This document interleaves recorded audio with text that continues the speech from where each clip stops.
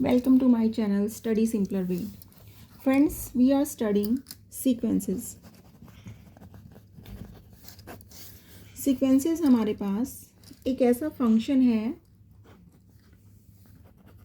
जो natural number से real number पे मैपिंग होती है, नेचुरल नंबर के साथ कॉरस्पॉन्डेंस। और आपको पता है कोई भी फंक्शन जो होता है एक रूल्स के अकॉर्डिंग बनता है, ठीक है। तो जो हमने 12th क्लास में एपी पढ़ा है, सीरीज़ एपी, जीपी सीरीज़ और एचपी सीरीज़, इनमें हम एन टर्म निकाला करते थे, फिर हम उनका समीशन निकाला करते थे। सिमिलरली इसमें भी और इसमें भी हम निकाला करते थे। तो वो उसके बाद जब हम उसको समीशन करके लिखते थे, suppose A N, summation A N, तो यहाँ पर जो ए एन होता था वो वेरी करता था according n equals to 1 to n term और इन्फिनिटी टर्म। तो जो सीक्वेंसेस होती हैं वो इनफाइनाइट तक भी जाती हैं, फाइनाइट तक भी जाती हैं। वो डिपेंड करता है कि उनकी जो लिमिट है, limit n tending to infinity पर ए एन। सीक्वेंस का नोटेशन ये है, ये आपकी फाइनाइट है तो वो कन्वर्जेंट होगा, sequence convergent, sequence otherwise finite नहीं है, इनफाइनाइट आ गया आपका, तो जो ए एन सीक्वेंस होगी वो आपकी डाइवर्जेंट सीक्वेंस होगी। समटाइम्स ऐसा भी होता है, सपोज़ अगर मैं एक एग्जांपल लूँ आपके पास में कि -1 की पावर n, और ये हमारे पास है सीरीज़ 1 टू इन्फिनिटी।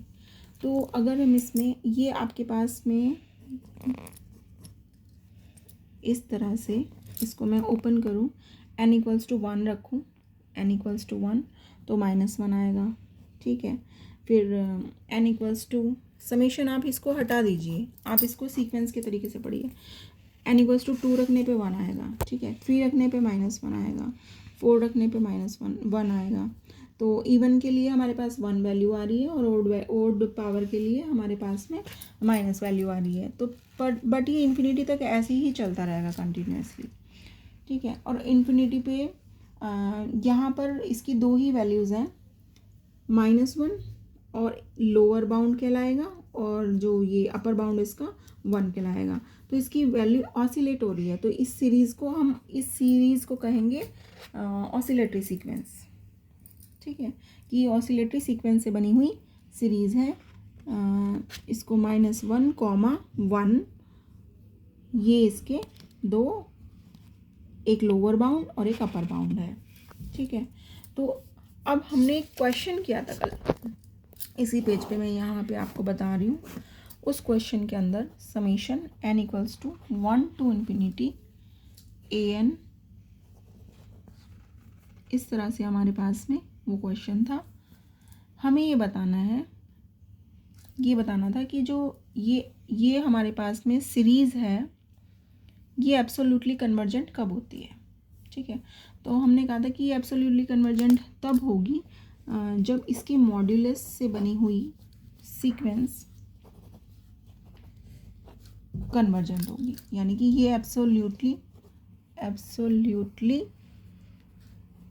कन्वर्जेंट तभी होगी if sigma n equals to 1 to infinity modulus of a n tends to